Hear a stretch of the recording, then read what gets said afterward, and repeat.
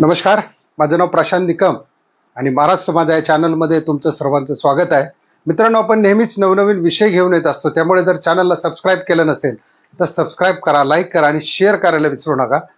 थंबनेलवरून विषय तुमच्या लक्षात आलाच असेल की परप्रांतीय रिक्षावाले ज्याने की महाराष्ट्र सरकारला चॅलेंज दिले.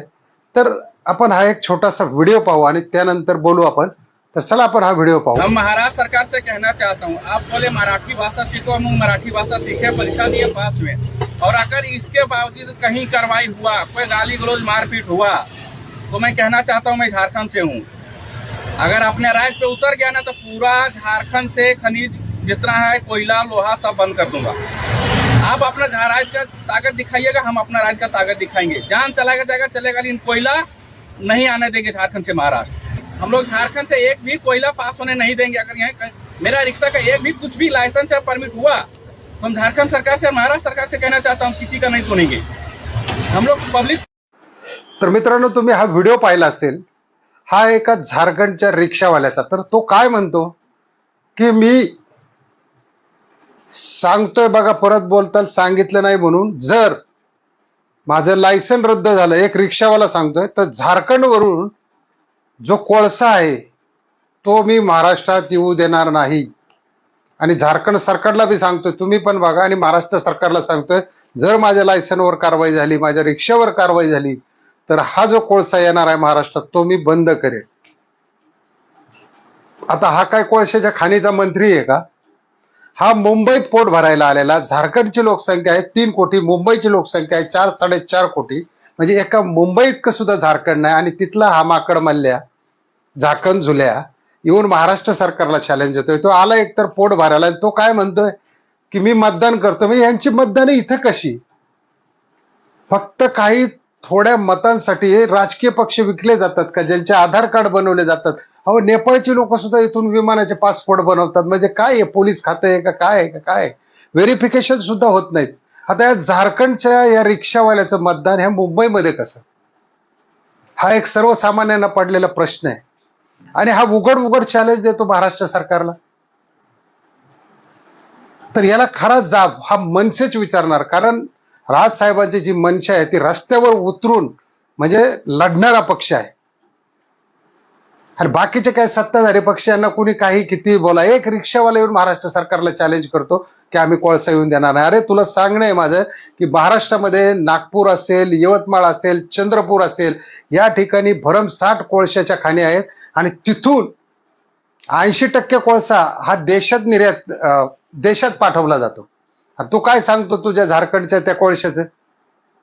तू एकतर इथं आलेला आहे पोट भरायला, ती रिक्षा पण तुझी आहे का बघ आधी, का शिपणी घेतलेली आहे, आणि तू सरकारला चॅलेंज देतो. तुझं तोंड बघ आधी, तू बोलतो कुठं, तू खातोय कुठं, तू जगतोय कुठं? तू जगतोय महाराष्ट्रामध्ये, आणि महाराष्ट्र सरकारला चॅलेंज देण्या इतकी तुझ्यात काय ताकद आहे? तू कोण, कुठला छाटूर माटूर? त्याच्यामुळं हे जे एजंट आहेत, जे आधार कार्ड काढतात किंवा पॅन कार्ड काढत असतील किंवा वोटर ID काढत असतील थोड्याशा तुटपुंज्या मतासाठी, यांना माझी नम्र विनंती आहे, अशा बाहेरच्या परप्रांतीय, सगळेच परप्रांतीय बेकार आहेत असं मी म्हणत नाही. युपीवाले असतील, बिहारवाले असतील, या लोकांना मी म्हणत नाही. परंतु हे जे असे माजुरे रिक्षावाले आहेत, ज्यांना अतिशय मात चढलेला आहे, की जे महाराष्ट्रात राहून महाराष्ट्र सरकारला या ठिकाणी इशारा करतात किंवा ताकीद देतात किंवा धमकवण्याचा इशारा देतात की मी येऊ देणार. तू कोण आहे बाबा? तू एक साधा रिक्षा चालवणारा रिक्षा ड्रायव्हर. तू काय कोळसा मंत्री आहे का, ऊर्जा मंत्री आहे तू महाराष्ट्राचा का देशाचा? तुझं पहिलं तू स्वतःचं घर चालवते रिक्षा चालवून, आणि त्याच्यानंतर तू महाराष्ट्राबद्दल बोल. तू इथून तुझी रिक्षा उचल आणि त्या झारखंडमध्ये जाऊन चालव. तुला जर एवढं वाटत असेल तुला मराठी बोलता येत नाही किंवा काय होत नाही, तर इथे तुला कसलाही अधिकार नाही राहण्याचा. तुला जे काय बोलायचंय ते महाराष्ट्राच्या बाहेर जाऊन बोल. कारण इथे तू काहीतरी महाराष्ट्राचं देणं लागतो. तू खातं पितो, काढलाय सरकारने नियम, तर तुला प्रॉब्लेम काय? सगळी लोक बोलतायत, आता युपीवाले बोलतायत, बिहारी सुद्धा मराठी चांगल्या पद्धतीचं बोलतायत, किंवा मुंबईची काही लोक असतील आमचे, तेही मराठी बोलतायत. ठीक आहे ना, तू शिक. तुला काय सांगितलं का एकदमच हिंदी बोल किंवा बोलू नको किंवा मराठी बोलू नको? थोड्या थोड्या पद्धतीने शिक, तुला शिकावं लागेल, कारण बऱ्याच लोकांना या ठिकाणी हिंदी सुद्धा समजत नाही. काही खेडेगावातली लोक असतील, तुझ्या रिक्षात बसली, काही काम असेल त्यांचं मुंबईला, त्यांना नसेल हिंदी समजत.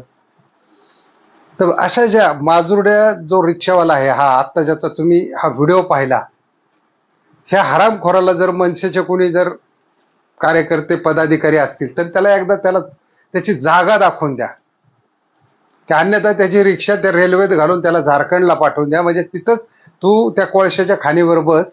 अरे तुम्हाला तिकडे खायला नाही म्हणून तू मुंबईला आलास आणि महाराष्ट्र सरकारला बोलतो का तू महाराष्ट्रात कोळसा येऊ देणार नाही? तुला महाराष्ट्रात रिक्षा चालवायची का हे आधी बघ. आणि अशा झाकणझुल्यांना माझं सांगणं आहे की नीट राहा आणि गप राहा आणि स्वतःचं पोट भरा, एवढंच माझं म्हणणं आहे. अन्यथा महाराष्ट्राच्या नादी लागू नका. हा महाराष्ट्र छत्रपतींचा महाराष्ट्र आहे, शाहू फुले आंबेडकरांचा महाराष्ट्र आहे. या ठिकाणी कुणाचं काहीही चालणार नाही. चला मित्रांनो, ह्या झाकणझुल्या रिक्षावाल्याबद्दल तुमचं काय मत आहे, किंवा हा कितपत सत्य बोलतो, किंवा हा काय माजलेल्या भाषेत बोलतोय, हे तुम्हाला कसं वाटतं नक्की कमेंटमध्ये लिहा. आणि जर चॅनलला सबस्क्राईब केलं नसेल तर सबस्क्राईब करा, लाईक करायला विसरू नका आणि शेअरही करा, कारण अशा लोकांचा माज उतरवल्याशिवाय आपल्याला जमणार नाही. तर चला मित्रांनो, जय हिंद, जय महाराष्ट्र.